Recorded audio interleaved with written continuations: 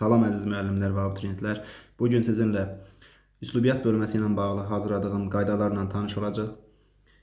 Nəzərinizə çatdırım ki, bu qaydalar imtahan modelləri əsasında hazırlanıb. Təbii ki, bu həm müəllimlərin işə qəbulu üçün, həm də blok imtahanına hazırlaşan, eləcə də buraxılış imtahanına hazırlaşan abituriyentlər üçün çox faydalı və lazımlı qeydlərdir. Tövsiyəm nə olardı? İlk olaraq 4-5 dəfə kitabdan üslubiyyat bölməsini oxuyursunuz. Ondan sonra bu qaydaları ən azı 10-15 dəfə oxuyursunuz və salam. Mövzu ilə bağlı sizi əmin edirəm ki, heç bir problem qalmayacaq. Çünki imtahana düşə biləcək, ehtimal oluna biləcək məsələlər burada hamısı öz əksini tapıb. Demək olar ki, tapıb. Belə deyək. Yaxşı. Əlavə olaraq da dərslərə qoşulmaqla bağlı onlayn şəkildə qoşulmaq istəyən şəxslər üçün nömrəni qeyd edirəm. 48-15 nömrə ilə əlaqə saxlaya bilərsiniz. Belə, başlayaq qeydlərə. Qeydlərdə nə var? Demək, hər hansı bir dil, daha doğrusu, hər hansı bir dilin üslublarını, üslubi imkanlarını öyrənən dilçilik bölməsinə üslubiyyat deyilir. Üslubiyyatın əsas vahidi isə üslubdur. Yadda saxlayın və üslubiyyat isə üslubdan geniş anlayışdır. Bunu da xüsusi olaraq yadda saxlamaq lazımdır. Keçək növbəti mərhələlərə. Demək, burada nə var? Sözün poetik funksiyası nədir? Poetik funksiyası deyəndə burada fikrin obrazlı şəkildə, yəni məcazi mənada ifadə olunması əsas götürülür.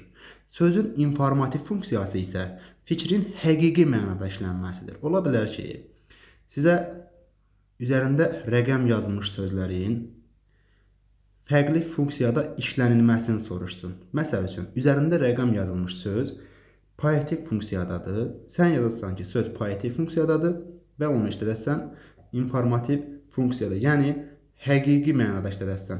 Məcazi mənalı sözdür. Onu həqiqi mənada cümlədə işlədəcəksən. Vəssalam, bu qədər sadə. İşlənmə dərəcəsinə görə ən üstün üslub məişət üslubudur. Obrazlı təfəkkürdə sözün poetik funksiyası sözün adi informativ funksiyasına əsaslanır. Yəni, məcazi məna həqiqi məna əsasında yaranır. Bütün funksional üslubların özünə məxsus norması var və cəmiyyətin müxtəlif sahələrini əhatə edir. Funksional üslublar fərdi xüsusiyyət daşımır, amma fərdiliyə yer verilə bilər. Qeyd yazmışıq, baxaq görək. Nə yazmışıq? Nəsrlə yazılan mətnin təzahür forması üçün inversiya səciyyəvi deyil. Nəzm əsərləri üçün inversiya təzahür forması hesab oluna bilər. Bədii üslublarda sözün yeni funksiyası özünü göstərir. Bir şeydə nəzərinizə çatdırım ki, ola bilər sizə allegorik mətn verər. Orada yazar ki, mətnin təzahür forması allegorik formadadır. Səhvdir, ha. Mətn nəzm, nəsr və dramaturgiya formasında təzahür edə bilər. Aydındır? Bunu da bu formada yadda saxlayın. Müəllimlərin işə qəbul imtahanına düşmüşdü bununla bağlı məqam ki, allegorik bir əsər vermişdi, yazmışdı ki, mətnin təzahür dili allegorikdir, səhvdir təbii ki. Sonra nə var idi? Bədii üslublarda, daha doğrusu bəzi üslublarda sözün yeni funksiyası özünü göstərir. Məsəl üçün, bədii üslubda ola bilər, elmi üslubda ola bilər. Demək, bədii xitab bəzən insan olmayan varlıqlara müraciətlə də işlədilir və bu zaman bədii xitab obraz yaratmağa xidmət edir. Məsələn, ağaca deyər ki, daha doğrusu ağaca xitab oluna bilər və yaxud da digər cansız varlıqlara xitab oluna bilər və orada obraz yaradıla bilər. Yəni, ağac bir obraz səviyyəsində çıxış edəcək, obraz səviyyəsinə qaldırılacaq. Sonra, elmi üslubda sözün yeni bir funksiyası, yəni terminoloji funksiyası meydana çıxır və bədii üslubda isə sözün həm poetik, həm də informativ funksiyası ola bilər. Bunu da yadda saxlayın. Ədəbi dilin normasının pozulması ixtiyari üslubun tələbini pozur. Yəni, ədəbi dilin norması hər hansı bir üslubda pozulursa, daha doğrusu, ədəbi dilin norması hər hansı bir üslubda pozulursa, o üslubun tələbləri pozulacaq. Aydındır? Yaranmış üslublar içərisində ən qədim olanı bədii üslubdur. Bədii üslubun şifahi və yazılı forması da olur. Bədii və elmi üslubda üslubun tələbinə əsasən müxtəlif çəki vahidlərinin yazı forması mövcuddur. Məsələn, bədii üslubda 5 kiloqram ifadəsi elmi üslubda 5 kq formasında yazılır. Elmi üslubda 5 kiloqram yazılsa, kiloqram. Bu üslubun tələblərini pozacaq. Aydındır? Bədii üslub ümumxalq dilinə əsaslanır və xalq danışıq dilinə daha yaxındır. Publisistik üslub isə xalq dilinə çox yaxındır. Bunlar arasında böyük fərq var və bunu bu formada da əzbərləyin. İmtahana da bal kimi də düşür. Xüsusi qeydə baxaq nə yazmışıq. Bədii üslub yalnız nəzm, nəsr, dramaturgiya formasında təzahür edir. Testlərdə allegorik əsər verəcəklər. Bax, bayaq dediyim məsələdir. Variantda təzahür forması kimi allegoriyanı seçsək, yanılacaq. Bu, dediyim kimi, müəllimlərin şəqabına düşmüşdür. Mətnin təzahür forması, dediyim kimi, yalnız nəzm, nəsr, dramaturgiya formasında təzahür olunacaq və salam, bitdi getdi. Bədii üslubda dramaturgiya dilinin əsas cəhətlərindən biri də fərdilikdir. Yəni, burada obrazların nitqi fərdi şəkildə yaradılır. Nida cümləsi bədii üslub üçün səciyyəvidir. Testlərdə salır ki, elmi üslub üçün səciyyəvidir. Bu, ağ yalandır. Birbaşa yalandır. Aydındır? Bu formada da əzbərləyəcəksiniz.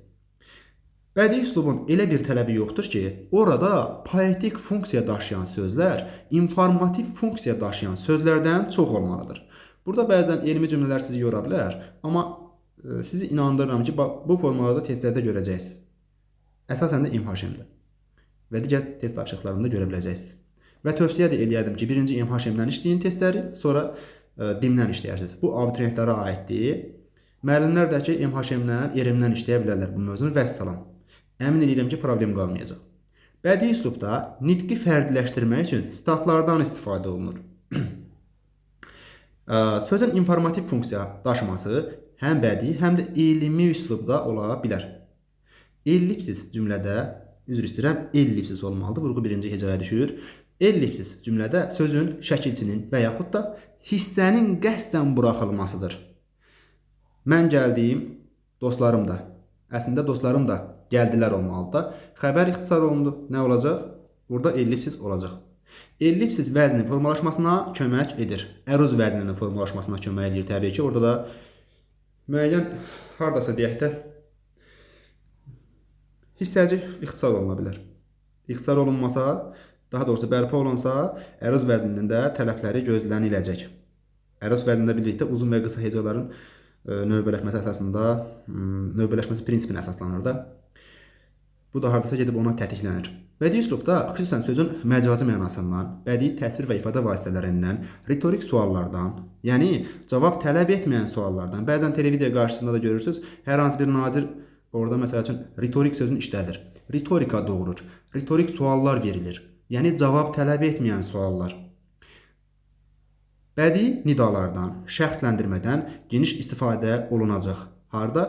Bədii üslubda. Şəxsləndirmə də dediyim kimi heyvanların və yaxud da hər hansı bir əşyaların obraz səviyyəsinə qaldırılmasıdır. Bədii üslubda obrazın nitqini fərdiləşdirmək üçün, məsəl üçün Qoca və Dəniz əsərində dəniz obraz səviyyəsinə qaldırılıb. Aydındır? Bədii üslubda obrazın nitqi fərdiləşdirmək üçün müxtəlif üsullardan istifadə edə bilərik. Məsəl üçün sitatlardan. Xüsusi qeyd yazmışıq. Baxaq görək nədir məsələ. Bədii üslubda obrazın dilindən vulqarizm, varvarizm verilsə də müəllifin dilindən verilə bilməz. Bədii üslubda mürəkkəb cümlələrə elmi üslubla müqayisədə daha az təsadüf olunur. Elmi üslubda isə üstünlük təşkil edir. Elmi üslubda diaqram, qrafik ilə fikir yığcam ifadə oluna bilər, amma yığcamlıq rəsmi işgüzar üslub üçün xarakterikdir. Yoldaşlar, bunlar hamısı qaymaqdır. Həqiqətən qaymaqdır ha. Bir-bir əzbərləyin, testlərdə əmin olun ki, problem inşallah yaşamayacaqsınız. Aydındır. Necə dedik? Elmi üslubda diaqram, qrafik və elmi üslubda diaqram, qrafik ilə fikir yığcam ifadə oluna bilər, amma yığcamlıq rəsmi işgüzar üslubu üçün nə oldu? Xarakterikdir. Qısası, elmi üslubda və rəsmi işgüzar üslubda yığcamlıq olur, amma yığcamlıq əsasən xarakterikdir. Nə üçün? Rəsmi işgüzar üslublar üçün belə. Ara sözlərdən elmi üslubda geniş istifadə olunur. Eyni məlumat müxtəlif üslublara xas ifadələrlə verilə bilər. Elmi üslubda təbiət və cəmiyyət hadisələri haqqında daha dəqiq məlumat verilir. Elmi üslubun əsas xüsusiyyəti məntiqilik, bircə bir cəzbərliyin, bunlar özəkdir. Düşür. Məntiqilik, ardıcıllıq, konkretlik, dəqiqlik, termin sıxlığı nə oldu? Elmi üslubun əsas xüsusiyyətlərindən oldu. Xüsusi qeyd, terminlərin sıxlığı, yan-yana düzülməsi, elmi mətin qurmaq üçün kifayətdir fikri səhvdir. Bu oldu səhv fikir. Elmi üslubda ən az təsir edən bədii üslub olacaq. Şərh etməyə əsaslanmaq elmi üslubdadır. Bax, şərh etmə əsasən təhlildir, şərh etmədir. Bunlar harda olacaq? Elmi üslubda. Vəssalam. Elmi üslubda terminlərin işlənməsi vacibdir. Elmi üslubda hiss və həyəcan duyğularını yaradan söz və ifadələr, nida cümlələrinin və dialoqların işlənməsi xarakterik deyil. Dialoqlar hardadır? Məişət üslubunda. İlerleyen hissələrdə də onlar haqqında dəqiq məlumat əldə edəcəyik. Elmi üslubun əsas əlaməti nə oldu? Terminlərin çoxluğu. Deyiriksə, səhv olur fikrimiz. Çünki elmi üslubda termin olmalıdır, amma qaydasında. Terminin çoxluğu əsas şərtdir falan filan, belə şey olmaz.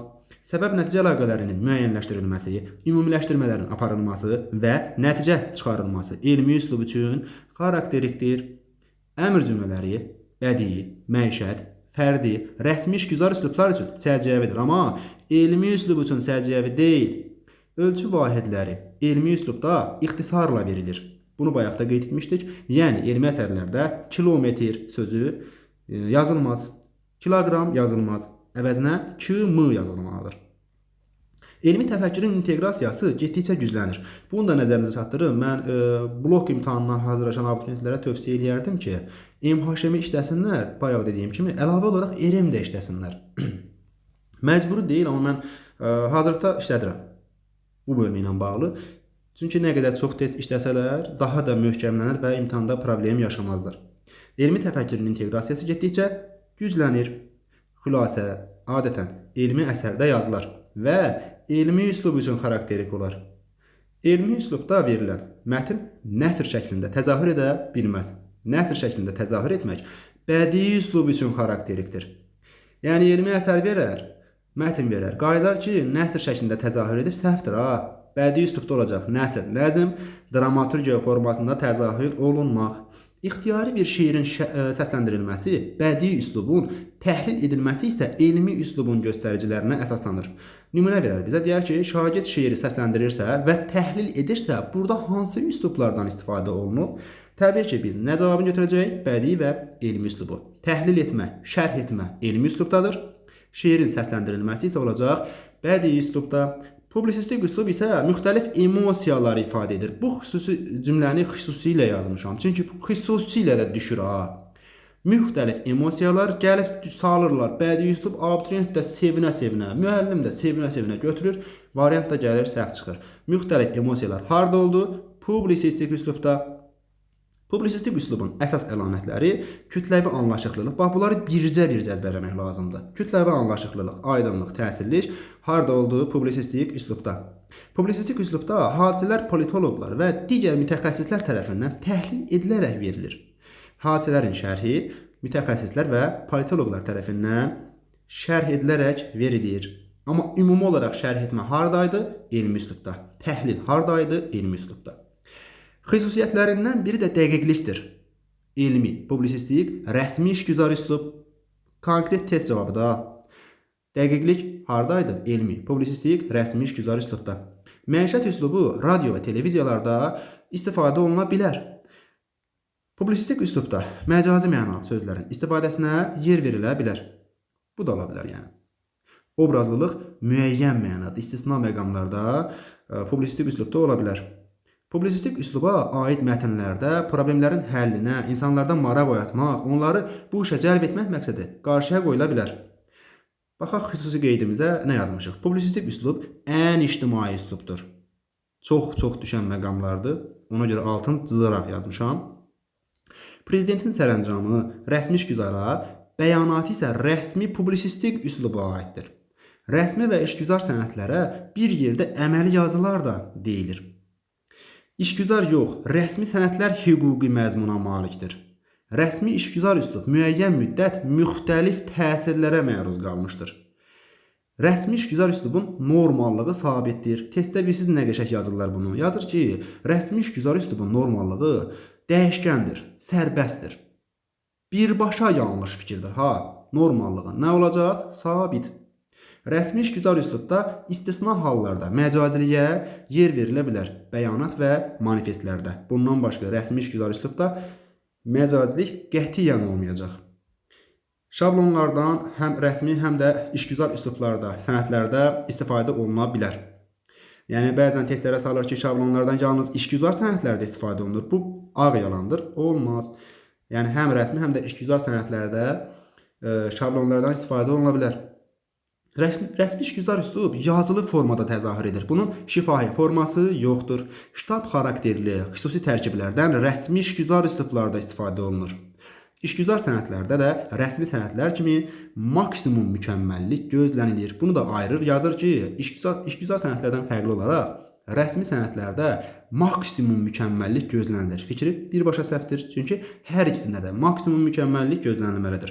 Rəsmi işgüzar üslubda konservativlik, yəni sabitliyə əsaslanma, dəyişməzlik özünü göstərir. Rəsmi sənədlərin tərkibində frazeoloji birləşmə ola bilər. Bəzən bunu da bir fikir kimi salırlar, ona görə nəzərinizdə olsun. Rəsmi və işgüzar sənədlərdə informasiya müəyyən standart formalarda təqdim olunur. Rəsmi və işgüzar üslubda şəxssiz cümlələrdən geniş istifadə olunur. Ümumiyyətlə, əmr cümlələrinə də xüsusilə burada yer verirlər. Ümumxalq dil vahidləri yalnız bədii üslub vasitəsilə dilə daxil ola bilər. Fikri səhvdir, çünki publisistik üslub vasitəsilə də daxil ola bilər. Nitq formaları daha çox məişət üslubunda pozulur. Nə dedik? Nitq normaları daha çox məişət üslubunda pozulur. Məişət üslubu ədəbi dilin ən geniş yayılmış, ən gec formalaşmış kütləvi üslubudur. Məişət üslubu ailə məişət sferasında ünsiyyət tərzidir.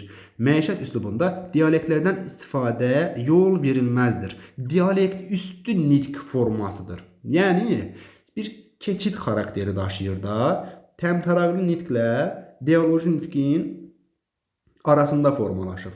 Yəni, tam rəsmidə deməyəsən, tam dialektlərdən formalaşan bir nitq üslubu da deməyəsən də, yəni təmtəraqlı üslubun keçidində müəyyənləşib.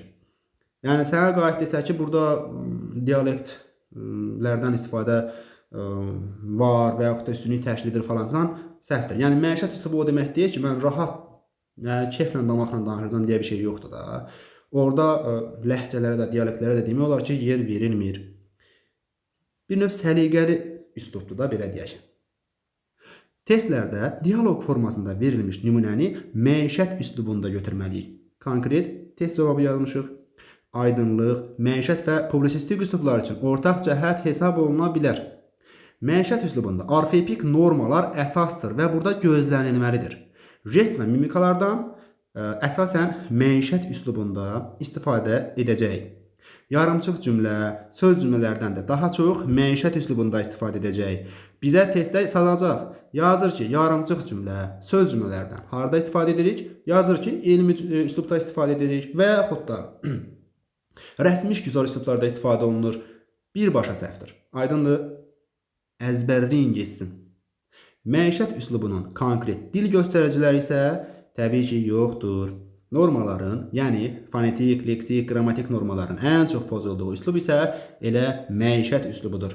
Fərdi üslub, xarakterik üslub da adlanır. Keçək fərdi üsluba görək burada nə yazmışıq.